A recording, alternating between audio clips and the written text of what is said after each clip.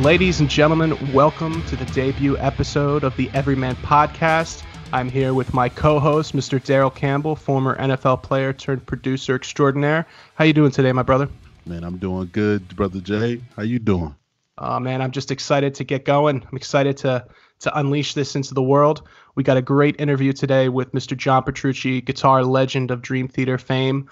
They've got a new record coming out today on Inside Out Music. It's called Distance Over Time. And we had a great conversation. We talked about everything from the process of recording this new album to life on the road to historic records that they've put together. And also we share a sponsor with Ernie Ball Music, man, who proudly sponsors this podcast. I'll have you know, Mr. Campbell. Hey, I like it. One episode in and we already got a sponsor. How about that? That's how you do it. That's right. Everyman. So what are we going to be doing here on the Everyman Podcast, Mr. Daryl? You know what we're going to be doing? We're going to be talking about different topics, different things, whatever it is that's out there going on in the public that the everyman would talk about. That's what we're going to debut on this podcast. Let's get this thing started. Let's do it. Let's see what Mr. Petrucci has to say. Today we are here with the living legend and certified guitar god, John Petrucci of Dream Theater. Over his 30-year career, John has cemented his place as one of the greatest guitarists of all time and has been featured on the cover of nearly every guitar magazine that has ever been published from every corner of the world.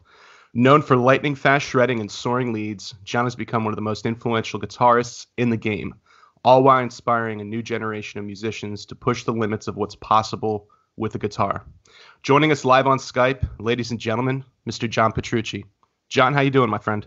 What's up, Justin? I don't know. I'm all like blushing from that intro. That was awesome. Well, hey, man, you're the king, so you know. I don't know if I can live up to that. Well, we'll find out. So we're here today to talk about a number of things. Obviously, Distance Over Time is out February 22nd on Inside Out Music, and it's going to be available anywhere that you can get your music: Spotify, iTunes, Google Play, all that. So obviously, new Dream Theater record is always it's like counting down to Christmas for me. And and it's been a bit since we've had some new stuff out. So the singles that I've heard so far, I love them, and I've expressed that. And from what I see online, people are pretty happy about it as well. So what are you most excited about to get the new album out in front of people? Well, first of all, we always have so much fun when we make new music. It's like an opportunity. You said it's like Christmas for you. It's like Christmas for us getting together. And, yeah. Especially the way that we did this one, we kind of decided to do like a guys retreat. Yeah, let's talk about that. So So you're up in New York. I saw you were doing some serious grilling up there. That's right. What made you feel like that was the right time to kind of go on location? Well, a couple of things. The after we did the Astonishing and the way that we did that, where Jordan and I wrote the record based off of a story that I wrote. It was something that was very different for us, because normally we do things in a very collective way.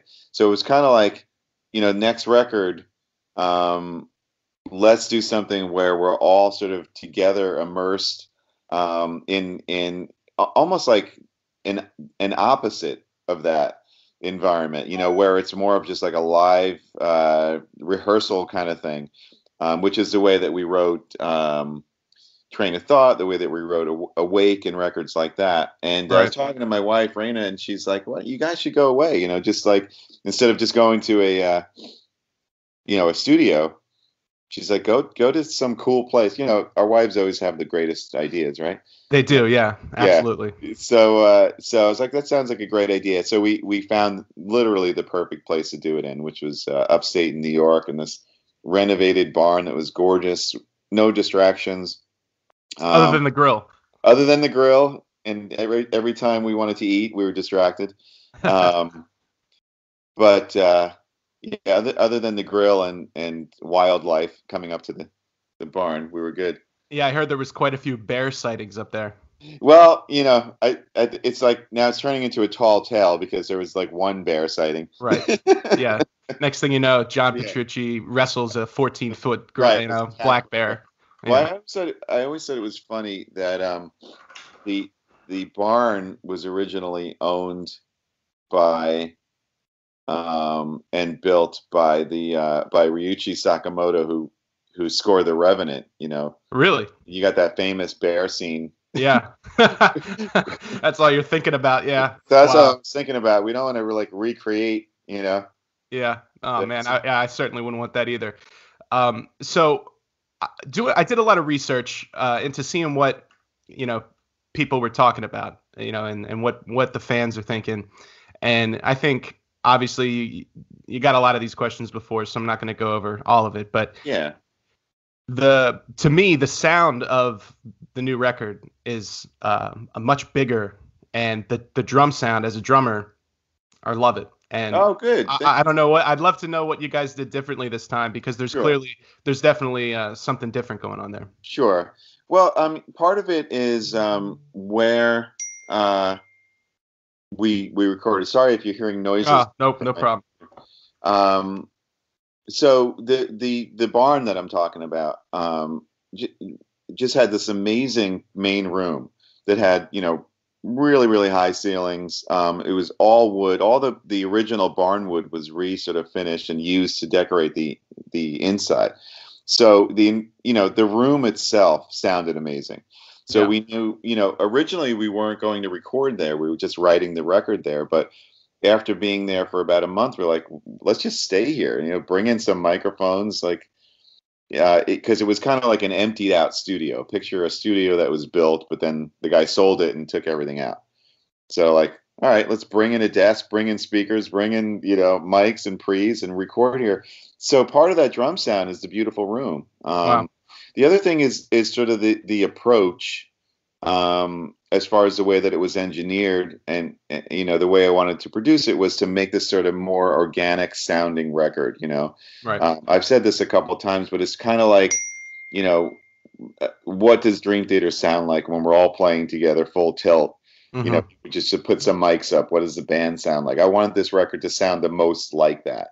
So part of the drum sound is that approach, is being conscious of keeping everything really natural and organic. And then the third part is our amazing mixing engineer, Ben Gross, and how he treated the drums to make sure he sort of retained that organic quality, but also, made the record kind of really powerful and driving. So, it's a combination of all those great professionals that just know what they're doing, and the idea of as a producer, kind of letting people know the type of record I want to do, the type of sound that we're going for. Right. In other words, if we went for we want this to sound like completely retro 70s, it would have went into a whole direction. If I said we want this to sound super hyped, modern, all samples, it would have went in another direction. But the idea of doing this more kind of primal, organic, natural, capture the sound of the room sounding record, that got everybody on the same page. So I think that's what you're hearing. Yeah, and I understand you used a room mic too, which is not something you normally do, right? Well, on the guitar, yes, I'm very kind of anti-room mic. I like a very closed mic. I want it to sound like I stuck your head inside of my guitar cabinet. Well, I actually did that once. I don't know if you did that once. So so I got a funny story on that. So the first time I met you at the show at the Merriam Theater, on the side of the stage, I saw your cabs, your ISO cabs. So I literally went over to it and put my ear up to it, and I got to hear the full wrath of the John Petrucci live rig, and that is funny. In full person. So it's powerful. And I know you talked about wanting to, bringing all your live rig in there and wanting to have that feel, so I picked it up, so that's really exciting. And one of the things that I wanted to touch on there is my partner, Darryl Campbell, former NFL player. He couldn't be here today, unfortunately, for this interview. But one of the things we talk about a lot is, that it takes a team and having great engineers, and it's great gear, great equipment, great guitars. all that comes together to put this all into one great package. So we're coming up on it's the 20th anniversary of Scenes from a Memory. That's right. Let me just say before you get into that, I'm glad you survived after putting your head. Yeah, I know. It was. That could have been bad. I've got to. Yeah, I'm. It's. I mean, I figured, especially at the time, I was like, why not? I mean, I might not get this opportunity again, so let's just see how it's. That's so funny. That's awesome. It was rough. And you're 100% right about the team. There's no way that we could have done this record if not for the hard work of Maddie and Jimmy T and our mix engineer and everybody involved in doing this. It is. And, it's like, it's an amazing thing to be a part of something that's where everybody has a real passion for what they do and an invested interest in the band and the music that we all want to create. So it's great. It really is like nothing else. Yeah, and I can attest to getting to spend some time around your team. Yeah, and you guys have a great crew, and everybody is passionate and believes. Yeah, in absolutely. Doing. So that makes it all. It shows through in the music, and I think being a student of Dream Theater like I am, looking, kind of a 40,000 foot view of how the band has progressed in the last 10 years or so. I feel like you guys you're getting into a new, like this is like the new Dream Theater in a sense. Right. But I feel like it was coming out in some pieces in the last couple albums, but what I've heard so far, that's just my take on that. Cool. So I wanted to talk about Scenes from a Memory. Sure. So now historically the legend about this record, has grown over the years. So the story that's kind of out there is that when you guys went into the studio to make Scenes from a Memory, you guys were following up an album that at the time was not considered, wasn't really a fan favorite at the time, and you guys were trying some new things. I'm talking about Falling Into Infinity. Yeah. And I have to say, it took me a couple years to appreciate that album. Yeah. And now I find myself going back to it, and oh, cool. I think, but that's a whole different topic. But I think looking at the albums that came after Scenes from Memory, it's clear how much of an impact that process had on the future of the band. So like you're talking about 6 Degrees of Inner Turbulence, Train of Thought, Octavarium, and of course Black Clouds and Silver Linings. So when you were doing Scenes from Memory, did it feel like you were shifting as you were writing the album, or were you guys not even thinking about that? You just wanted to put out, you just wanted to swing for the fences? Well, there were definitely some changes that we made that were very purposeful, that were kind of as a reaction to a few different things. One of them is just, the years prior to Scenes, Mike and I had done 2 records with Jordan with Liquid Tension Experiment, and we really had these like amazing writing sessions and this great chemistry with him. And we were kind of writing some of the best music, that we've written, we thought, but yet he wasn't in our band, he wasn't in the main band. So the pivot to ask Jordan to join was a big step, because we kind of knew that we were completing this sort of circle of like what we felt like was the ultimate sort of writing collaboration, Right. And so that was one of them, and that was a hard thing to do, because we had to ask, Derek to leave. It wasn't, that's not easy stuff. It's not easy for him. It's not easy for us, and it's a big change to do a band member change like that. So that was purposeful, and a decision that we made. Another one was that this was the first record we decided to self-produce. Mm-hmm. So up until then, all the records had outside producers. Falling Into Infinity had Kevin Shirley, of course. And so this idea of, listen, we just kind of want to do our own thing and close ourselves in a room and not really have anybody else, influencing what we do or telling us we can't do that or this or that. That was an important step. That was a big step. And I remember having the conversation with Mike at the time, like, hey, let's do this. We can do it. Like, we can handle this. Right. We don't need somebody sitting there telling us, this and that. We just need an engineer, So that was another big step.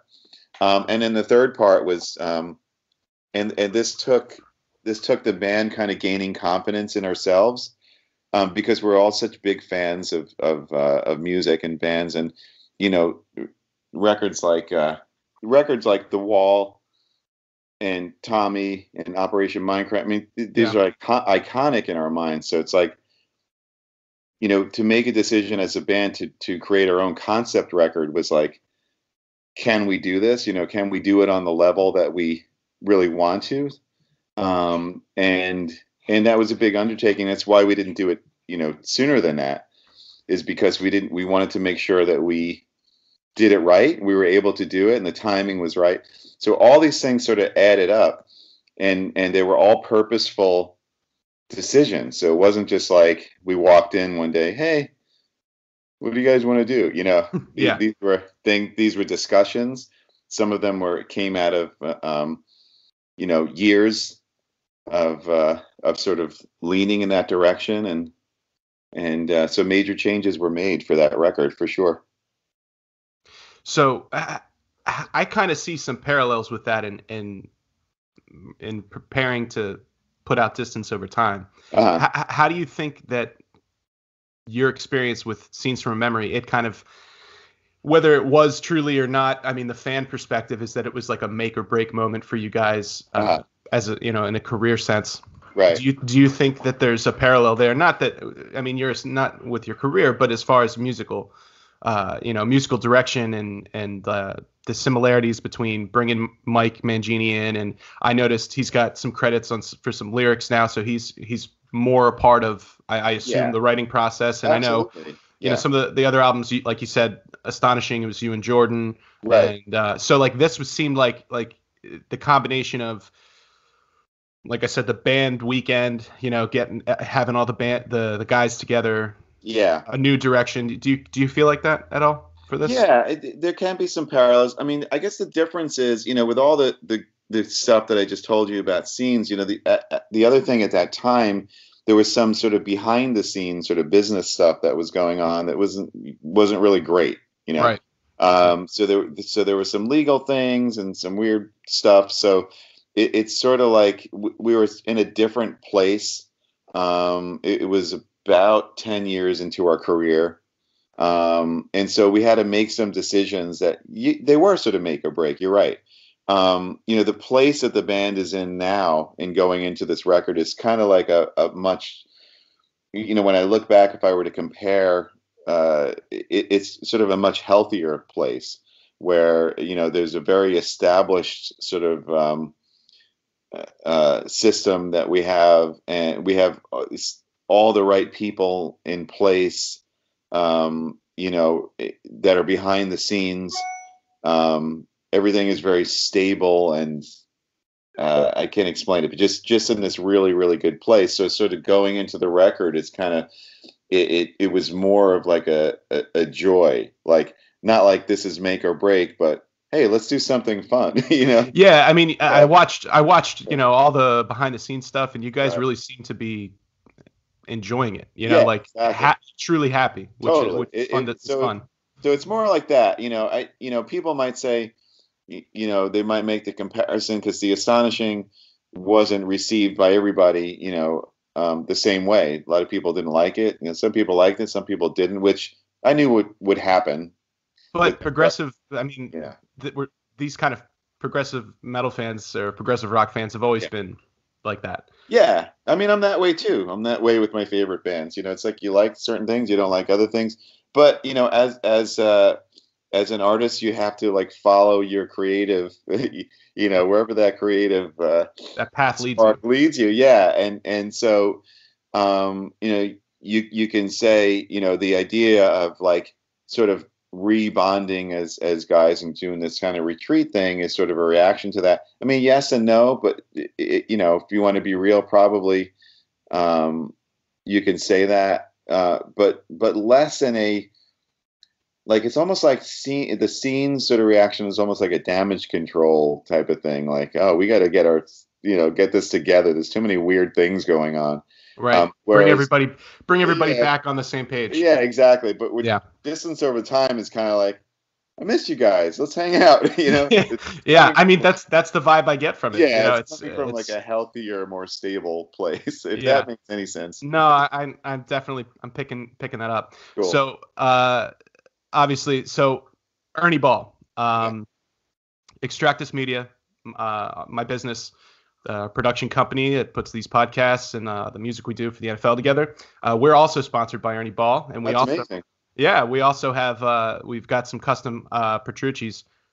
We got two of them now, and Cool. they're incredible instruments, and we've been using them on everything from stuff for pro wrestlers to the Mayo Clinic to Right. NFL stuff, and then post-hardcore stuff. I mean, these guitars are you can't understand how truly universal they are until you start a production company and you need to do stuff from country to death metal to I mean pop punk. Like, we could do it all with these guitars. Oh, that's great. That's great. So talk to us a little bit about what's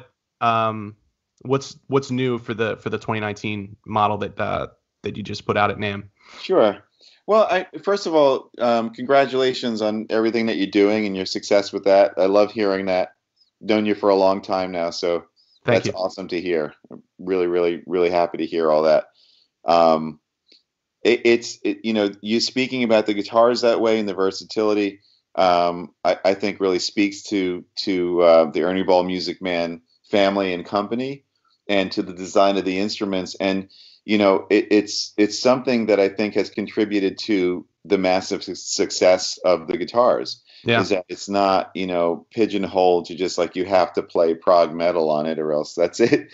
But you see people from you see country. I saw somebody on the CMT Awards playing. Exactly. You see Clay Cook, from Clay Cook from Zach Brown playing one, or John Fogerty, or all these different guys that don't play the style, but it just kind of speaks to the quality and the design of the instrument. And the thing is that it always comes back to is that it just feels so great to play. It's so friendly. It really does. It sounds amazing. But for 2019, basically we took the Majesty to another level as far as just the aesthetics of the guitar. Some of the new colors are just ridiculous. They're unbelievable. We did 2 different basswood versions, 4 different mahogany versions, and then for the first time an alder version, which we call Tiger Eye, which has instead of the maple top being only on the shield, it's a full maple top with the maple strip down the neck, maple in the headstock, and just gorgeous. I mean, each guitar is a work of art. And then we also tweaked the DiMarzio pickups a bit just to kind of even bring out more of the amazing tone woods, and what they have to offer as far as like resonance and sustain and volume and stuff like that. And it's kind of like it really all makes sense and ties into this whole new record because, again, going into that amazing room in that barn, we started this conversation about the drum sounds and room mics and stuff like that. And just like, trying to capture the living, breathing qualities of wood and how those interact. It goes right along with what we did with the guitars and the pickups, because they're just beautiful instruments created out of wood and, amplified and magnified with electronics. And that's exactly what we're doing with the record, what we're doing with the guitars. And I don't know, I couldn't be happier. I mean, I really feel like the guitar is really turning into like kind of my generation's Les Paul in a way where it's become iconic and, like I said, universal, and that that it's become a shape and an image, like a silhouette that everybody recognizes. I find that really interesting. That's really cool. It's something that Sterling Ball has kind of said about these guitars that there was an interesting article in Forbes not too long ago that said that my signature guitar is the second top selling signature model only behind a Les Paul. So Wow. there's something there, and I'm not.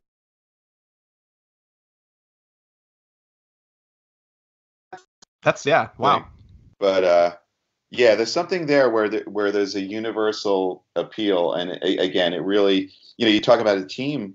If it weren't for Sterling, and if it weren't for Drew Montel, who designed that guitar, I mean, it wouldn't exist. So everything, working together and giving people their credit and due, I think, is really important. Well, and there's something for everyone too. If you want to, Floyd Rose, you can get one of those. If you want a floating bridge, you can. Right. It's something for everybody, for the discerning fan. So speaking of the fans, I've got a few questions here, and then I'll let you go. That are from the fans directly. So I went out to the Dream Theater Reddit, incognito, and I said, "What do you guys want to know?" You farmed some questions. I did. I thought it would be appropriate. All right, cool. So now, full disclosure, all of these handles are real. Okay. Some of them are pretty good. Nice. And a lot of the questions, there was some that we got a lot of. So I'll tell you the ones that people really want to know. So first off, Samantha wanted to know, being on the road can be lonely at times, as I can imagine. How much of an impact has technology had on making tour life happy and more fulfilling, and staying in the loop with your family at home, not feeling like you're just off, in the wilderness? Huge impact. To give you an idea, when we first started touring and stuff, I'd go to Europe, and there'd be like no way to contact me, unless I called home on like the phone in the production office. Yeah. And I remember even trying to get like the first, like, you have to like rent a cell phone in Europe and have this, prepaid card, and it costs like, $1 million. It was so difficult. And now, I mean, technology between Skype and texting and international phone service data plans, all being so cheap. Yeah, it's completely changed everything. It's very, very helpful, Samantha. That's great. Life's on Rule 65 wants to know, when will we get another JP solo album? We got this a lot. Got asked a lot. Yeah, it's something that I'm just like almost embarrassed about, because my first one and only one was released in 2005. Yeah. And I do, as people may know from watching the G3 tours, I do have plenty of material for that. So next time I can sit down and get into a studio, and I'm not making a Dream Theater record or touring with Dream Theater, I will record music for a follow-up, if you want to call it, solo album. There you go. Yeah. This one was one of my favorites.